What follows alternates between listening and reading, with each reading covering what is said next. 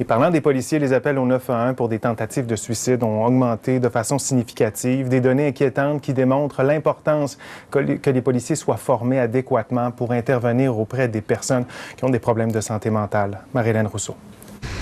Policiers et intervenants sociaux constatent une augmentation des problèmes de santé mentale, particulièrement au centre-ville de Sherbrooke, ce qui pourrait en partie expliquer la hausse importante des appels logés à la centrale 911 en lien avec les tentatives de suicide. En 2014, il y a eu 685 appels répertoriés comparativement à 823 en 2015, une augmentation de 20 %.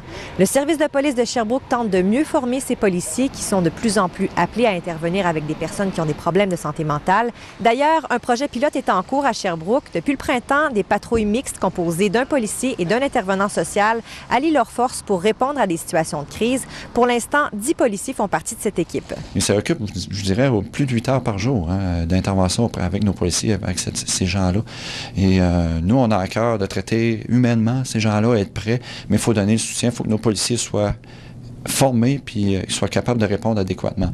Ça reste un défi? Ça restera un défi toujours, parce que c'est pas notre tâche première, ça reste un problème de santé.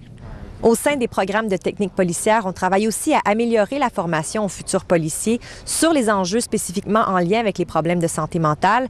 Au Cégep de Sherbrooke, il y a déjà des cours théoriques et pratiques qui sont offerts aux étudiants, mais on nous dit qu'il y en aura davantage au cours des prochaines années. On veut ajouter du matériel, des salles de simulation.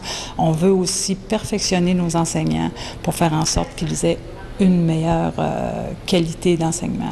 Les données présentées par le service de police de Sherbrooke ne surprennent pas certains organismes, dont la Coalition sherbrookoise pour le travail de rue, qui avait déjà sonné l'alarme en observant une hausse marquée des besoins au centre-ville. Il y a des trajectoires de consommation qui font partie aussi de la réalité. On peut parler de problèmes de santé physique, mais de manière générale, c'est comme une situation de survie en tant que telle. Ça amène effectivement des difficultés pour les gens, puis le travail de rue est appelé à accompagner ces personnes-là. Mais le milieu communautaire dénonce toujours le manque de ressources qui permettrait d'aider davantage de personnes en détresse.